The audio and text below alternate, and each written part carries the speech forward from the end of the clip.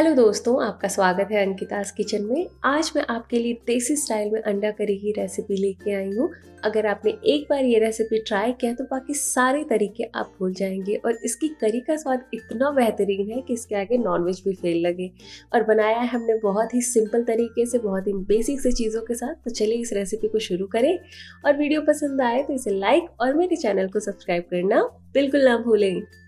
सबसे पहले हम बनाएंगे यहाँ पे मसाला। इसके लिए मैंने लिया है थोड़ा सा जीरा, एक बड़ी इलायची, थोड़ी सी जावित्री, थोड़ी सी काली मिर्च, 3 हरी मिर्च ली है, थोड़ा सा अदरक और लिया है ढेर सारा लहसुन। जब आप इस करी को बनाने में लहसुन का इस्तेमाल ज़्यादा करेंगे तो इसका जो टेस्ट है वो एकदम मटन की तरह आएगा और मसाला भी अच्छा सा तैयार होता है। थोड़ा सा पानी डाल के हमने इसे अच्छी तरीके से पीस लिया था। अब यहाँ पे हम मिलाएंगे बाकी के मसाले, जो भी सूखे मसाले हमें ऐड करने हैं वो यही मिला देंगे। तो 1/4 चम्मच के इतना डालेंगे इसमें हल्दी पाउडर, 1 चम्मच के इतना मैं डाल रही हूँ यहाँ पे तीखी वाली लाल मिर्च पाउडर, और इसके साथ ही डाल देंगे यहाँ पे 1 चम्मच धनिया पाउडर, आधी चम्मच डालेंगे हम काश्मीरी लाल मिर्च पाउडर, जिससे कि कलर बढ़िया आए। अब इन सारी चीज़ों को हमें अच्छे से मिला देना है। जब हम सूखे मसालों को पानी के साथ मिलाते हैं तो उसमें एक अच्छा सा फ्लेवर रिलीज हो जाता है, जिससे कि जो भी हम सब्जी बनाए, कोई भी सब्जी, वो बहुत ही टेस्टी बनती है। तो यहाँ पे मसालों का कलर भी आप देख रहे होंगे बहुत अच्छा सा आया है। और अब इसे ढक देंगे। अब ले लेंगे हम उबले हुए अंडे। मैं यहाँ पे 4 अंडों का इस्तेमाल कर रही हूँ। आप चाहे तो इसे फोर्क से प्रिक कर सकते हैं या फिर चाकू से भी कट लगा सकते हैं। मैंने इसमें चाकू से ही कट लगाया है ताकि जो भी मसाला होगा वो अंदर तक जाएगा, तो हमारा जो एग है ना वो फीका नहीं लगेगा। इसमें डाल देंगे थोड़ा सा ही काश्मीरी लाल मिर्च पाउडर, थोड़ा सा ही डालेंगे नमक और साथ में डालेंगे चुटकी भर हल्दी। इन मसालों से इन अंडों को हम अच्छी तरीके से कोट कर लेंगे, जिससे ये देखने में तो अच्छा लगेगा ही, अंदर तक इसमें फ्लेवर भी जाएगा। तो यहाँ पे इन्हें हमें अच्छी तरीके से हल्के हाथों से कोट कर लेना है। और बस अब हमें इन्हें फ्राई करना है। फ्राई करने के लिए मैं यूज़ कर रही हूँ नॉनस्टिक वाला पैन। इसमें डालेंगे 1 बड़ा चम्मच तेल। मैंने जैसा कि हर वीडियो में ही बताया है कि मैं यहाँ पे सरसों के तेल का ही ज़्यादा इस्तेमाल करती हूँ, और नॉनवेज बनाना हो, एग करी बनाना हो, तो इसके लिए तो सरसों का तेल ही बेस्ट होता है, बहुत बढ़िया सा फ्लेवर आता है। अब इसे हमें लो टू मीडियम फ्लेम पे फ्राई कर लेना है। इस तरीके से कवर करके करिए, नहीं तो जो अंडे हैं ना वो छटकते हैं, मतलब उसमें से तेज तेज से आवाज़ आती है और जलने का भी चांसेस रहता है। तो यहाँ पे हमने अच्छी तरीके से इन्हें फ्राई कर लिया है। अगर आप चाहें तो अंडों को बिना फ्राई भी इस्तेमाल कर सकते हैं। अब एक कढ़ाई में 2 से 2.5 चम्मच के इतना हम तेल डालेंगे। साथ ही डालेंगे इसमें थोड़ा सा जीरा, साथ ही डाल देंगे 1 सूखी लाल मिर्च। तड़के में आप अपने पसंद की चीज़ों को इस्तेमाल कर सकते हैं। तेज पत्ता और दालचीनी डाला मैंने, साथ में डाल रही हूँ थोड़ी सी जावित्री और डालेंगे यहाँ पे थोड़ा सा हींग। इन मसालों को हम थोड़ी देर के लिए, लगभग 1 मिनट के लिए हम पका लेंगे, इससे ज़्यादा नहीं पकाएंगे। फ्लेम को अभी मैंने रखा था लो टू मीडियम।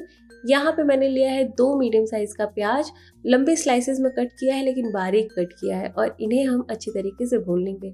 जब प्याज को आप लंबे स्लाइसेस में कट करके और लो टू मीडियम फ्लेम पे भुनेंगे, इसका स्वाद बहुत बढ़िया आएगा, एकदम देसी स्टाइल। आज मैं आपको बता रही हूँ। थोड़ी देर बाद ये देखिए इसका कलर चेंज हो गया है और प्याज हमारा अच्छी तरीके से भुन गया है। इससे ज़्यादा हम इसे नहीं भुनेंगे, बाकी मसालों के साथ भी प्याज पकेगा। यहाँ पे जो मसाला हमने पहले तैयार करके रखा था उसे डाल देंगे, और आप देख पा रहे होंगे इसका कलर कितना बढ़िया आया है। अब हमें इसे अच्छी तरीके से मिलाना है और फ्लेम को यहाँ पे हमें लो टू मीडियम रखना है और 2 से 3 मिनट तक हमें इसे भून लेना है।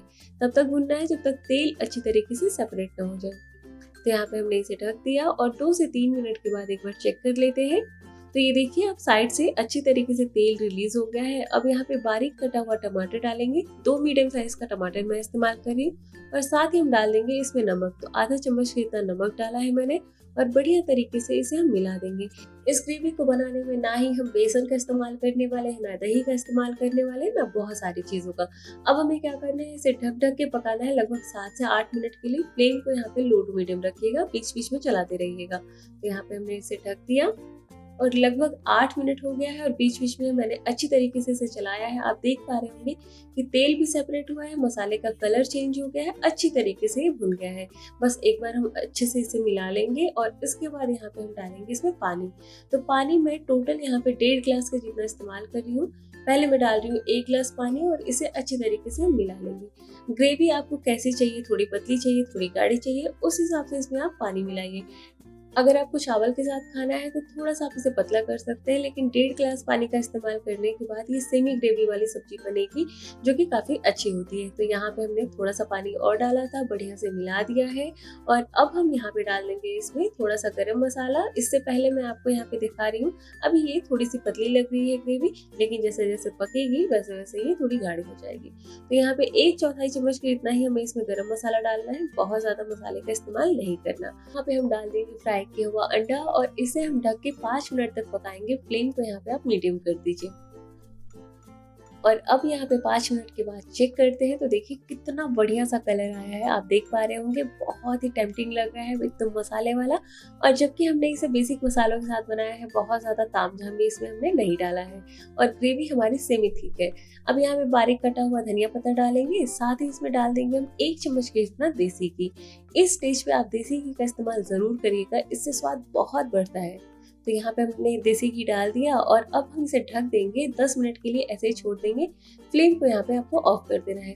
जब आप 10 मिनट के लिए ऐसे छोड़ देंगे तो इसका जो टेस्ट है ना ये और बढ़ जाएगा। 10 मिनट के बाद आप इसे रोटी चावल के साथ सर्व करिए और 10 मिनट के बाद इसका कलर देखिए, बहुत ही प्यारा सा कलर आया है। और इसकी ग्रेवी आप इस रेसिपी को एक बार बना के देखिए, हर बार आप इसी तरीके से बनाना पसंद करेंगे। तो उम्मीद करती हूँ आपको ये रेसिपी पसंद आई होगी। मिलते हैं नई वीडियो में, तब तक के लिए stay fit stay healthy. Thanks for watching my videos.